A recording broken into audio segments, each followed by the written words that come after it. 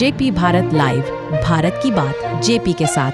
भैरव सिंह की गिरफ्तारी के बाद मामला बढ़ता जा रहा है। भैरव सिंह के परिवार वालों ने प्रेस कॉन्फ्रेंस कर यह सूचना दी कि भैरव सिंह को किसी कारणवश फंसाया गया है। एसएसपी चंदन कुमार सिन्हा उन्हें फंसाने की कोशिश कर रहे हैं।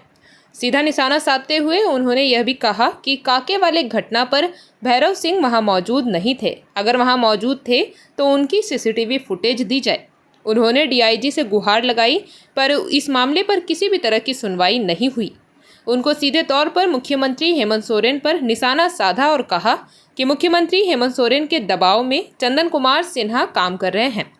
अगर मेरे बेटे को कुछ भी होता है तो उसका जिम्मेदार चंदन कुमार सिन्हा होंगे, और उनका कहना है कि इस मामले को लेकर तुरंत सीबीआई जांच होनी चाहिए।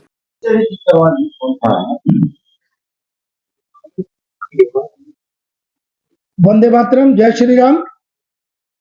आप सबों को सबसे पहले स्वागत। हमारे निमंत्रण पे आप सभी आए हमारे कार्यक्रम के लिए, इसके लिए बहुत साधुवाद, धन्यवाद। और सबसे पहला पूरे देश को आपके माध्यम से अभिनंदन देना चाहूं। 17 वर्षों के बाद हिंदुत्व के नाम से जाने जाने साध्वी प्रज्ञा ठाकुर, जिनका केस माननीय न्यायालय की तरफ से कल उन्हें बाइज्जत बरी की जाती है। आफ्टर 17 ईयर्स, 17 वर्षों के बाद ये हुआ है। ये बहुत बड़ा सत्य की जीत है, हिंदुत्व की जीत है, न्यायालय का बहुत बड़ा एक परिचय हुआ है। पुनः साधुवाद देना चाहूं पूरे देश को और आप सबों के माध्यम से। आज मिलने का मुख्य कारण है, मेरी बाईं ओर मेरी बहन बैठी है। अब एक चर्चित केस जिसके लिए आप लोगों को मैंने निवेदन किया है आने के लिए, भैरव सिंह जी का। सभी को ज्ञात है कि जिस षड्यंत्र के तहत शर्म आनी चाहिए यहाँ के शासन प्रशासन को कि एक व्यक्ति के पीछे सारा तंत्र लगा दिया, लज्जाजनक बात है।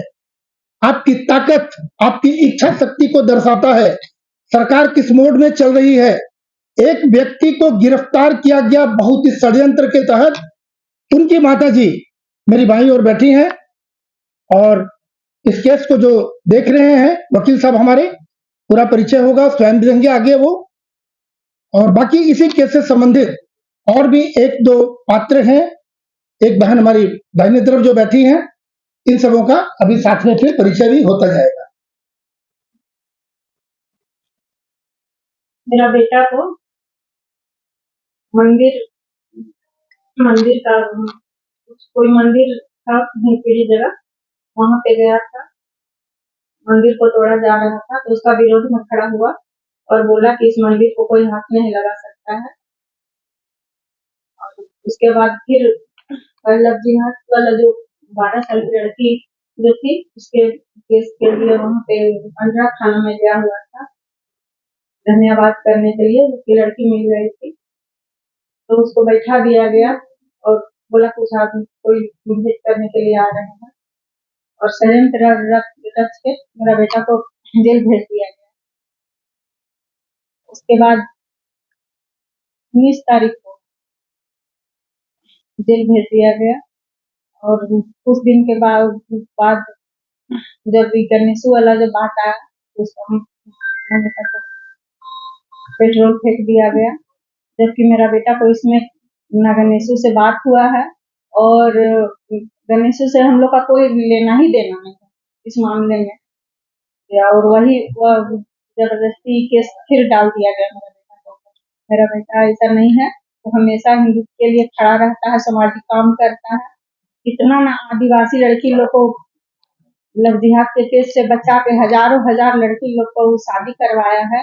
और आज के नौजवान जो है जो नशा कर रहे हैं, सब लाकर नशा मुक्ति केंद्र में भर्ती करवाता है, उनको नशा मुक्त करवाता है और फिर उसको कुछ रोजी रोटी में बैठाता है। हमेशा मेरा बेटा धार्मिक काम करता है, प्रोग्राम करता है, कुछ भी करता है तो उसको एसएसपी चंदन सिन्हा जो है एकदम हाथ धो के मेरा बेटा के ऊपर पड़ गए हैं। और अभी जो बोले हैं कि एकदम बिल्कुल, ये मैं भी जहां तहां से ये बातें आती हैं, ऐसा कुछ भी नहीं है। अमन चंद्र एक साधारण व्यक्ति है जो कि टेंडर के लिए पता नहीं क्या बात के लिए या किस चीज के लिए लड़ा, जबकि उस पूरे टेंडर प्रक्रिया में उसका कोई योगदान नहीं। टेंडर सुधीर कुमार के नाम पे मेरे पास पूरा पेपर है, पूरा डॉक्यूमेंट है, और वो टेंडर की प्रक्रिया, जबकि उस टेंडर में लिखा गया है पारा 9 में, मैं पहले भी बोल चुका हूं आपको कि इसमें स्वच्छ छवि वाले को देना है वसूली करनी, जबकि उनका स्वच्छ छवि नहीं है। जैसा मैंने बताया, मैं प्रमाण के साथ दे सकता हूं कि उनके ऊपर 3 केस चल रहे हैं। एक केस में वो ऑलरेडी सजा याफ्ता है, जिनको माननीय उच्च न्यायालय से बाद में बरी किया गया, तो जाहिर बात है। और ये अमन चंद्रा वो है जिनकी सीआईडी जांच हुई थी नामकुम थाने वाले कांड में, जो इस सिम का क्लोनिंग कर रहे थे, उसका भी पूरा पुख्ता प्रमाण है, बकायदा पूरा केस नंबर है मेरे पास। मैंने न्यायालय में अपने बेल पिटीशन में भी ये बातों को रखा। तो मेरे ख्याल से पूरी तरह से न्यायिक प्रक्रिया, ये जो है जांच की प्रक्रिया है, वो सही तरीके से नहीं हो रहा। अगर ये सही तरीके से जांच होती है तो ये केस ही भैरव सिंह के खिलाफ झूठा साबित हो जाएगा, क्योंकि भैरव वहां पे है। अगर सिर्फ उस दिन का सीसीटीवी फुटेज जांच कर लिया जाए तो तुरंत पता चल जाएगा कि भैरव सिंह इस केस में नहीं। जेपी भारत लाइव, भारत की बात जेपी के साथ। वीडियो को लाइक करें, शेयर करें और चैनल को सब्सक्राइब करें।